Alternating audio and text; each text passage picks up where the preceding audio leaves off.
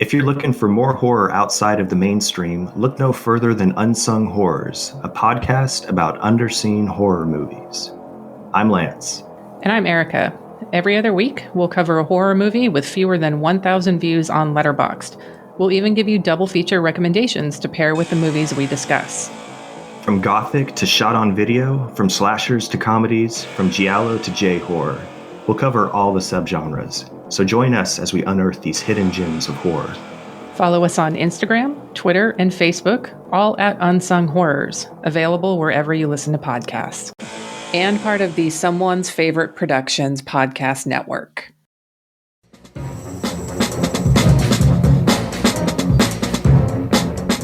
Hello, this is Aaron West. I am the author of the A24 New Wave. In this book, I look at A24's output and I make the argument that we are in a new wave movement right now. A24 plays a major role. This book has a supplemental podcast where each episode is a brief conversation about an A24 related topic, whether an actor, director, or even a genre. As I continue research for the book and conduct interviews, I expect to record podcast episodes with people involved with the company. You can find the podcast at cinejourneys.com or wherever you find podcasts, and we are proud to be members of the Someone's Favorite Productions podcast network.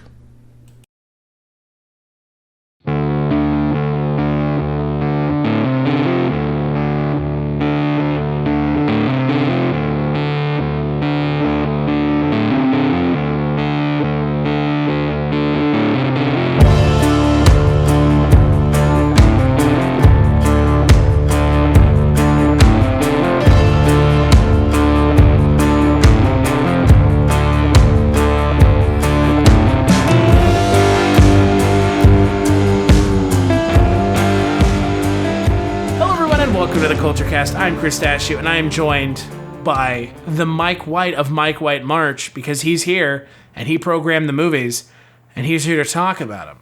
I'm the man to blame. I'm not going to blame anyone for anything. There's no fault here. We're going to be talking about another foreign sci-fi film. It's called The Secret of Steel City. But my question to you is, Mr. White, do you want to take a crack at the Czechoslovakian pronunciation of the movie? Would it be, and this is my best check, would it be Tajemski Osolofo Mesta? I think so. I was going to go with something close enough to that where I don't even need to say it. Like Tajemstvi Olevso Mesta? Something like that. However, this is not an original idea. This is based off of the Jules Verne, much easier name to say, novel called The Begum's Fortune or The Begum's Millions, which was published in 1879. We're talking about The Secret of Steel City.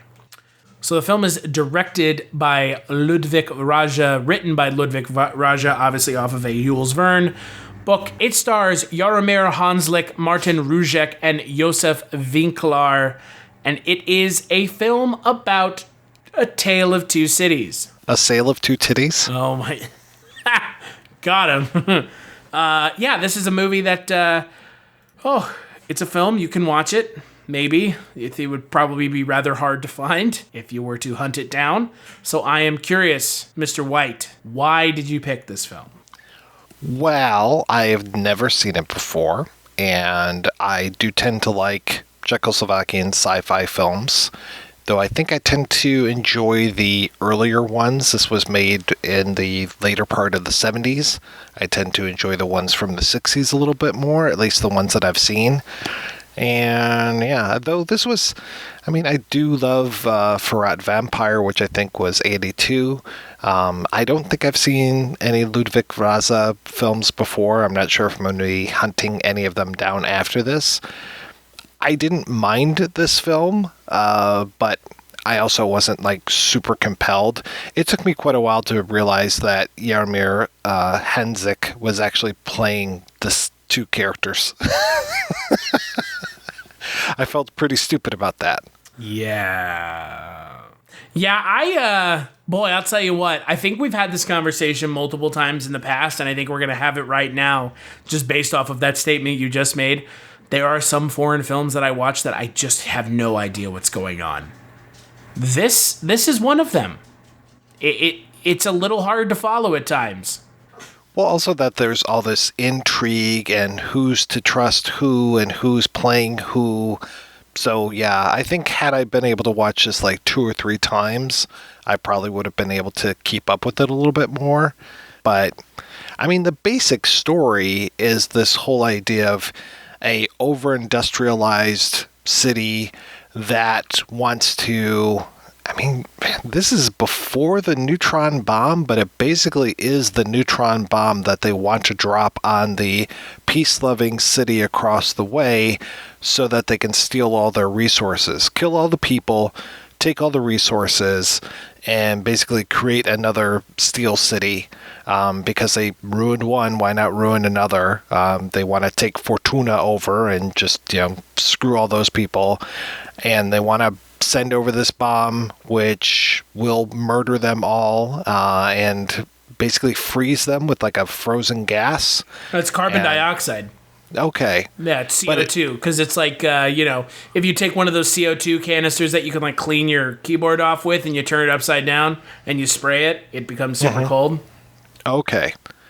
And I love that the bomb that they're sending over looks like that capsule that they sent to the moon in the oh gosh, why am I forgetting one of the premier filmmakers who ever lived in the entire world. Why am I forgetting that guy's name? Talking about the one that lands in the moon's eye? Yeah. Why am I forgetting that filmmaker? I'm not a film student, so I wouldn't even be able to tell you. Oh, you've seen Hugo, right? Yeah, is that a Scorsese film? Yeah, Georges Méliès. There we go. Jesus Christ. You've seen Hugo. Yes, what does that have to do with this? Well, Hugo is ostensibly about Georges Méliès, even though they sold it as a story of a boy with a robot. And then eventually it turns into this like almost biopic about Georges Méliès. And it's like, okay, where did this movie come from? Yeah, Hugo is one of those movies I kind of have avoided. Yeah, no, you're probably right for doing that. If you skip like the first 20-30 minutes of it and just watch it as the Georges Méliès story, it's much better than a kid trying to avoid Sacha Baron Cohen at a train station. Boy, I really could probably go the rest of my life without that. It's not that I don't like this movie. And if you've been listening to this podcast for any amount of time, you know that I rarely come away from a film disliking something at this point. I try to be as creative with my I try to be constructive with my criticism whenever possible. It almost seems like it spins its wheels a lot of the time. And I don't know why I wanted this movie to be... I wanted there to be more to it. Yeah. Right? It's just like, it's literally essentially a tale of two cities, and not a tale of two cities, a tale of two cities. And one is essentially like a dictatorship, a militaristic dictatorship, and the other is kind of a idealistic monarchy. Yeah. Kind of oligarchy, maybe? They don't tend to go into that much about Fortuna. So much of it takes place in Steel City once they figure out that there's something bad happening there. And they send over the one guy who, for whatever reason, is a complete double of one of the bad guys. Yeah, it's... I walked away from this movie going, that's it? It's not... I honestly find it a little bizarre that this is even called a sci-fi film. Right? Yeah, I suppose so. I mean, especially now that so many of these things are possible. I mean, when the book was written, it was much more science fiction, I imagine. Well, when the book was written in 1879, I mean, the ideas that Jules Verne was coming up with were revolutionary. Mm-hmm. Like a gas bomb. And right. Because this is quite a few years before World War I. I'm sure they were working on stuff like that, but I mean, that was the big deal was, turn of the century with... You won't see the engineer that slams the Nissan Rogue's door 13,920 times. or the corrosive chamber that simulates 15 years of life in 5 months, or the Rogue, heat-baked for over 300 combined hours. What you will see is a vehicle that can take punch after punch and keep rolling. Nissan, #1 in new vehicle quality among mainstream brands by J.D. Power. We put it through the worst, so you get its best. For J.D. Power 2025 U.S. Initial Quality Study Award information, visit jdpower.com/awards. Awards based on 2025 model year. Newer models may be shown. The audio commentary. It's a dying art form, but here at One Track Mind, I, your wonky yet affable host Ryan Luis Rodriguez, analyze film through the prism of these embryonic forms of podcasting, one audio commentary at a time. Masterpieces, crapster pieces, live action, animation, cult classics, films literally no one has ever heard of. No track is too small and no track is too big. Join me and my guests from the entertainment world as we keep these features alive every other Tuesday. Hey, who else is going to discuss Bill and Ted's Bogus Journey one week and Citizen Kane the next? Us, that's who. Sure, you have to put up with my voice, but there's a certain give and take in this industry. That's One Track Mind, part of the Someone's Favorite Productions family and available wherever you get your podcasts. Using mustard gas and trench warfare and all that. But yeah, this just being like, hey, we're going to bomb this city and take it over and rape it of its resources. Because we can. Yeah. Just because we can. Yeah, that's it. I mean, it's basically we're jealous of this other city. It's like, okay. There wasn't anything more to it. Well, and it's like these are like the two main characters are related. Mm-hmm. I guess they like try to explain that at the beginning of the film, and I'm like, okay, sure, they're related. Janos and Saracen, like the guy who founds Fortuna and the guy that founds Steel City are brothers, I guess, or related. But they've got different last names. But then you've got the two guys who are actually played by the same actor. And I would imagine they're related since they are basically twins. And that was, like you mentioned, I didn't pick up on that either. It wasn't until the one guy shows up at the other guy's house. And I was just like, oh, there's two of them. Okay. And then he murders the other guy and takes his place. And I was like, okay, well, this should be interesting. But it didn't. It felt like it. Like you were saying, it felt like there was maybe half an hour worth of movie and it was stretched out to be much longer than that. Oh yeah, like it really is a film that is padded out. And then there's like a side plot with the child who's like trying to get the messages to Saracen. What's really insane about this movie to me is what you just said. Like it really is just like a fucking hour and a half movie that could be 10, 15 minutes. Uh-huh. If that, right? If that. Like, there's like nothing, like thinking about it now, I watched the movie, I know you did too, but like I don't feel like a whole lot happened. No, it took way too long for it to just get there. And it's like, it's shot rather well, right? I mean, you could look at it as like a Cold War analogy.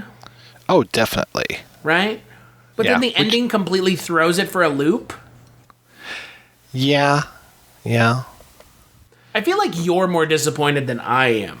I am, because I wanted this movie to be better. Right. I really was like, oh, cool. Because like I said, I really, every year I dedicate a month to Czech films and on the projection booth. And I'm just like, okay, cool. This was exactly what I was looking for. I was like, okay, great. A sci-fi film from Czechoslovakia I've never heard of before. But I should have said, like, let's pick, Man from the First Century or I Killed Einstein, Gentlemen, or something else that would have fit the bill as well. But here I was trying to kind of stay in the same time era of the rest of the films that we're going to be talking about this month, as well as, something that was not American made. But yeah, this one kind of, I wouldn't say it blew up in my face. Yeah, but yeah. I don't think it blew up in your face. I mean, I don't think this is a bad movie. I just don't think that enough in this movie happens to justify an hour and a half runtime. And again, I'm also not sure that this is really science fiction. I know that Jules Verne was, operating within like these steampunk like narratives and, the journey around the world or journey to the center of the earth. And he wrote Around the World in 80 Days and 20,000 Leagues Under the Sea. Like those are, in my mind, like steampunk inspired or inspired the steampunk movement. And this has that, right? It has like a little bit of that. Mm-hmm. But it never really follows through on it in a way that matters. It doesn't feel sci-fi. Like I wanted there to be this like, oh, and it's like a advanced culture and an advanced civilization, and nope, it's like and one is kind of Baroque and the other one is kind of Baroque. So yeah, had the people in Fortuna been special in some way and had it been really a utopian society, but I just don't feel like we even spend enough time there with the folks and say like, oh wow, this is a fantastic place and oh my goodness, these people from Steel City are going to ruin this. But I never get that. I don't invest in any of these characters. Yeah, like I should want them to not die. Right. But I don't care. Well, that's the other thing that the film really misses the mark on, is giving us characters that we should care about. Mm-hmm. Oh yeah, like the kid who ends up floating in the balloon. I was just like, okay, I know he's trying to reach the other side and deliver the message and let them know that this bomb is coming, but I don't care. And that, I think, is the biggest failure of the movie, is not giving us characters to care about. Mm-hmm. Right? So apparently the BBC split this into 3 parts and then had narration from an actor over it. I would be curious to see that, if it like moves it along any, or did they keep the dialogue and then have the narration on top of that, or did they just have this guy narrate it over no one speaking? I would assume the latter, right? Could be. I think it's weird that the BBC did anything with this. Like, yeah, sure. I'm sure it was very cheap. I mean, that's the other thing about the movie that is the bigger disappointment, is the movie looks cheap. Mm-hmm. Right? It doesn't... And you can do sci-fi on a shoestring budget, but this movie is just a bunch of dudes in suits walking around, talking. Yeah. There's no unique sci-fi flair to it. It's just a bunch of guys in suits going, that's weird. They're doing something over there. Okay. You go find out. Okay, disguise yourself. All right. Come back and tell us what it is. Okay. Well, now they're going to die at the end because they tried to blow us up and they killed themselves in the process. Okay. It's just odd to me how little is going on in this movie. And maybe the book is like that. I can't imagine it is, but maybe it is. Yeah. I didn't have time to sit down and read the book. I wanted to, but I did not. Gotta be better than this. I would think so. I don't know if I've actually ever sat down and read any Jules Verne, so I'd be very curious to see how it goes. Yeah, I haven't read any Jules Verne either. I mean, I've obviously seen The Time Machine and... That's H.G. Wells. Oh, right. God damn it. Okay. I have definitely seen Journey to the Center of the Earth with Brendan Fraser. Oh, well, who hasn't? I have seen Around the World in 80 Days with Jackie Chan and Steve Coogan. Of course. Yeah. We're talking seminal cinema here. Yeah, seminal classics. AFI classics. They're in the American fucking film institute. Not the American. What's the thing that you can like... Oh, the film archive. Yeah, yeah, like the film archive. Yeah, that right there. Yeah, that's Oh, good. yeah. Oh, yeah. The AFI loves those. Criterion, all those sweet Blu-ray releases that they've gotten. Yeah.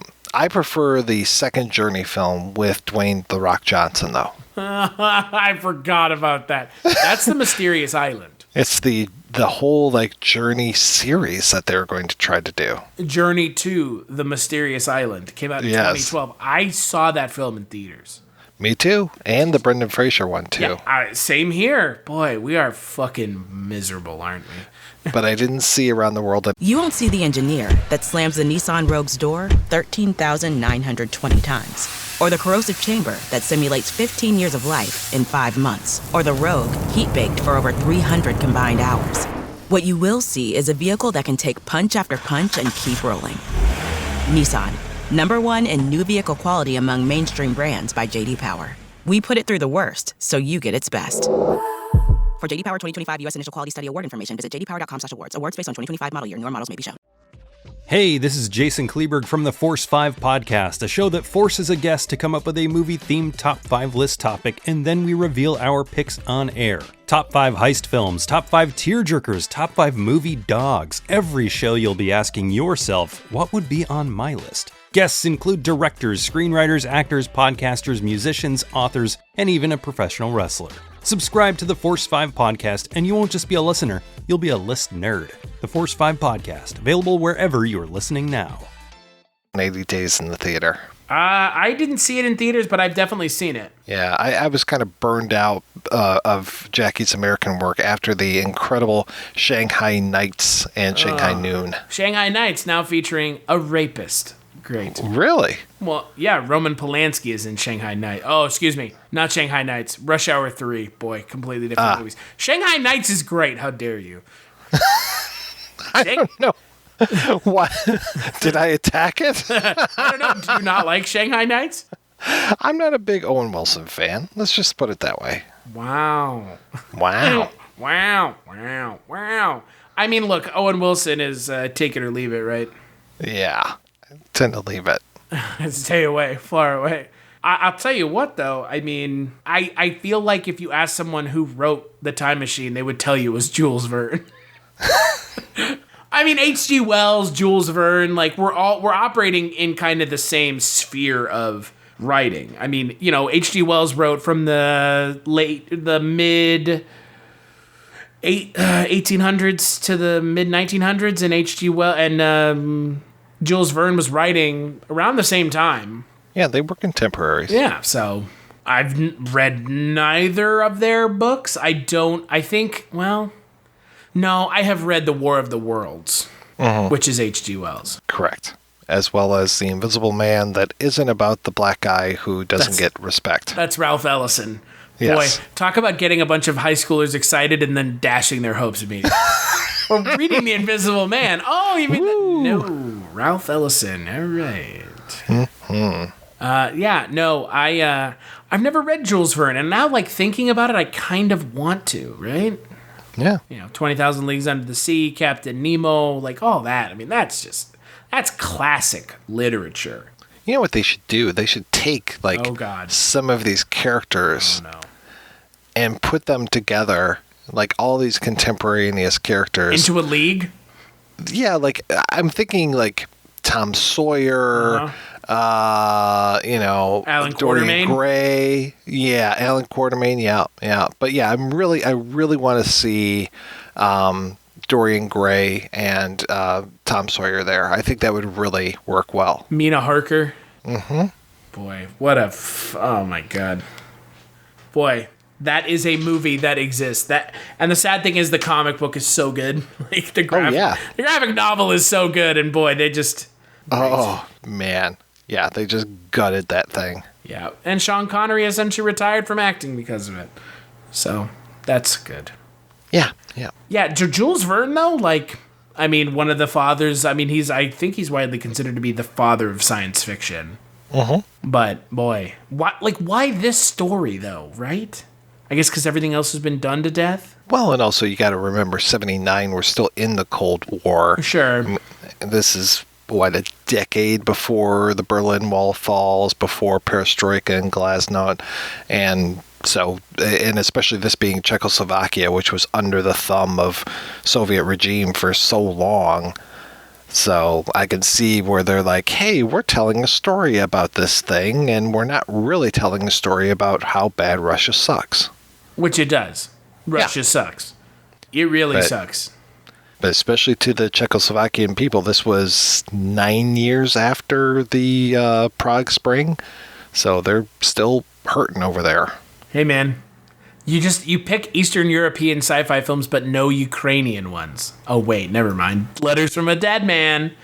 What? Letters from a Dead Man, which, by the way, looks like it was... I mean, I liked that film a lot, but now it looks like Citizen Kane compared to this film. Are you breaking the time continuum? Isn't this before... Oh, I don't know. This time continuum is already broken. I can't keep anything straight, like in my personal life. When you introduced this film by saying we continue, and I was like, wait a second, isn't this the first one? Yeah, we're halfway through the month. Oh wait, just kidding. But we haven't released anything. We haven't released it's okay. Single podcast yet. So yeah, what Mike is talking about is the fact that I am going to be out of town in the month of March. And I and Mike got ahead and recorded a podcast a couple weeks back that will be coming out halfway through the month, as opposed to not doing it at all, which is probably what would have happened if I hadn't gotten around to it. So yeah, so we're all out of whack here. I will say this much about Jules Verne and this story. I do appreciate that they tried to tell a story that is timely for the time that the film came out. Mm-hmm. However, I think in attempting to cow-tie to the quote-unquote timeliness of the story, they lost sight of what, just by reading synopsises and reviews of the book online, made the actual source material so good. Yeah, it seems like this book was much more rich than the film that we got. Yeah, and look, I mean, I understand budgetary constraints. I understand a lot of that. If you can't make a film the way you want to make it, maybe make something else that better fits inside of your wheelhouse. Mm-hmm. Don't do a story a disservice because you can't fully capitalize and execute the idea that you're going for. And look, like there's a lot in the book that clearly like is Jules Verne predicting the future with the Nazis, because it's kind of a Nazi thing. They're kind of like they don't even make it clear that the quote unquote villains of the film are racists. Right. And like that's a big part of the book. Is that they're like the superiority of the Germans over the French. Like they don't even make that apparent in the movie. And it's like, you want to make your villain seem dastardly, give them something dastardly to do. Because honestly, like I other than the villain just being like, I want to destroy the city because I'm a fucking dickhead, like there's nothing in my mind that gives away the fact that this guy is an outright villain. Exactly. Right? This is post the rise and fall of the Third Reich. You could have used some kind of imagery. I'm not saying like just throw swastikas into your film, but I am saying like maybe evoke that imagery a little bit. But that was also something that the Czechs would do quite a bit, at least in the 60s. They would criticize Nazi Germany and actually be criticizing the Soviet Union. Right. It would be like, oh yeah, no, it's the Nazis. They're the bad guys, and look at how awful they are. And they'd be doing the exact same thing that Stalin was doing. The USSR doesn't get it. We're making fun of them. Like, exactly. Yeah, exactly. Yeah, well, yeah. It's not a bad film, because I think bad is so subjective of a term. I think it's just, like we've said before, I think it's more of a missed opportunity. Yeah, it could be a lot better. Right. There could be so much more, and clearly the source material is so much more than this. You know, and I want to get around to reading the source material. I really want to get around to reading more Jules Verne. I really do. I don't think the Begum's Fortune is where I'm going to start. Let's put it that way. Yeah, I might try to find something a little bit more accessible. Yeah, like Around the World in 80 Days, or Journey to the Center of the Earth. Something. I don't know. Not like a weird morality story and like a play on like two feuding cultures, or like a cautionary tale, I guess. Kind of a cautionary tale.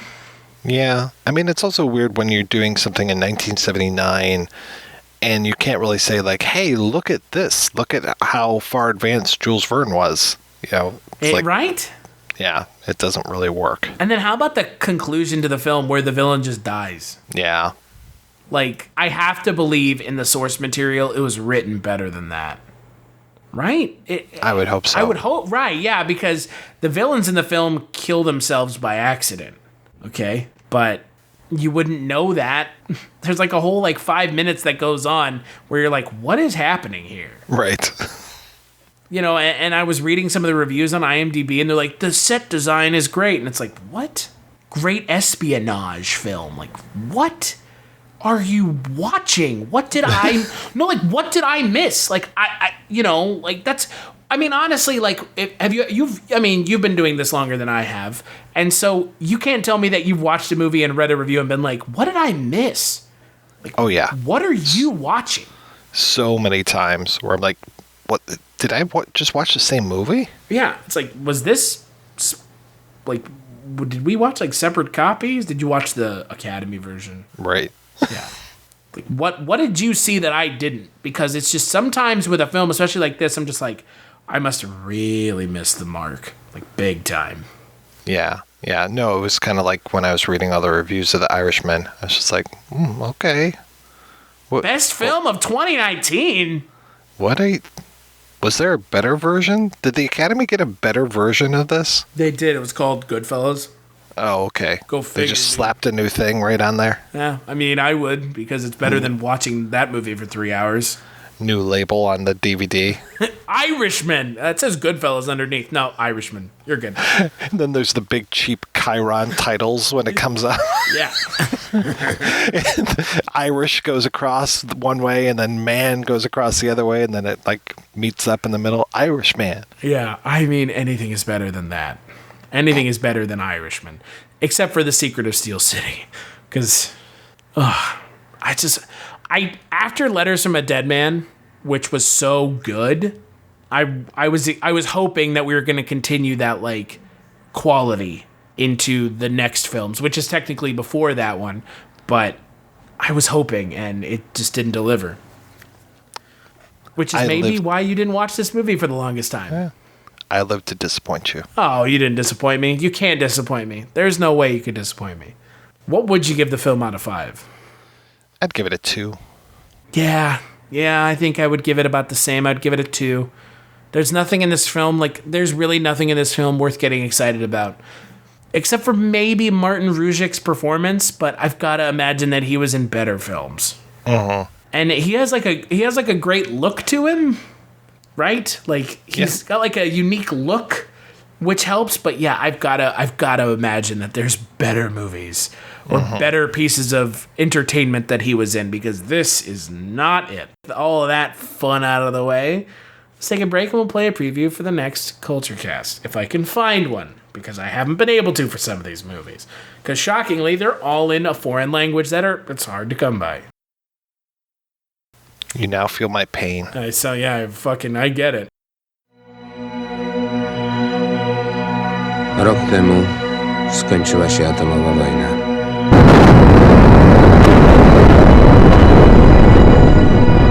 Ludzie, którym udało się przeżyć, widząc nasze uniformy, okazywali obojętność, czasem pogardę.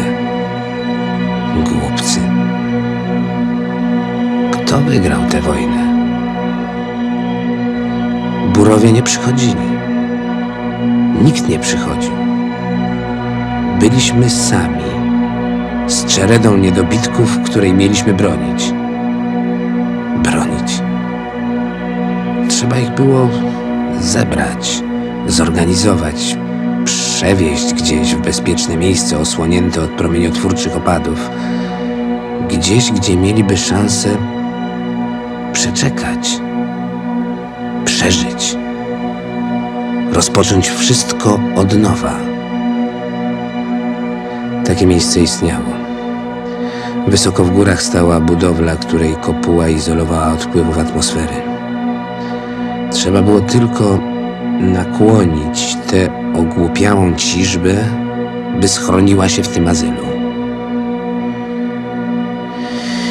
I wtedy powstał program Arka. Arka, którą wymyśliliśmy po to, by ich ratować.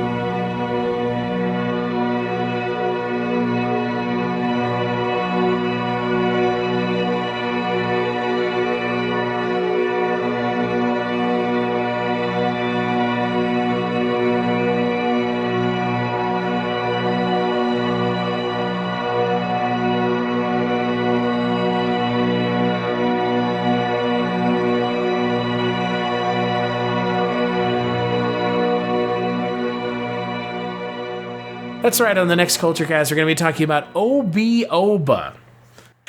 And we're going to be joined by our good friend, Jess Byard. And, boy, yep, I'm looking forward to that one. As I know you are, Mike. You'll be there. Yes, I will be there. Much to your chagrin, maybe. Until then, until that episode of the Kulturecast, where can people find you? You can find me skulking over at the Projection Booth Podcast, which is available at projectionboothpodcast.com. And you can find me here, one season show, Dreams for Sale, Chronicles from the Crypt. Ooh, that was a good save. Chronicles from the Crypt, the one season show. Those are all podcasts that I am on. Some of them you're on, Mr. White. We're all over the place. And yeah, if you want to listen to us, those are the places. And also, patreon.com/Kulturecast is where you can find out more about what you can do to support us. Us being me. Because Mike has enough Patreon supporters, apparently. I do not. I have 100 people that love me. I have one. That isn't... Aww. Yeah, one. Which, is that your mom? No, fuck you. It's not my mom. With my mom, it's two. You son of a bitch. You are giggling to yourself over there like a child. Am I? I can hear you laughing. I didn't mute this. I can hear you laughing. Yeah, but no, patreon.com/Kulturecast, where you can go to support the show. Big thanks, as always, to Tiger Blood Jewel for the music for the Kulturecast, and we'll catch you on the next episode.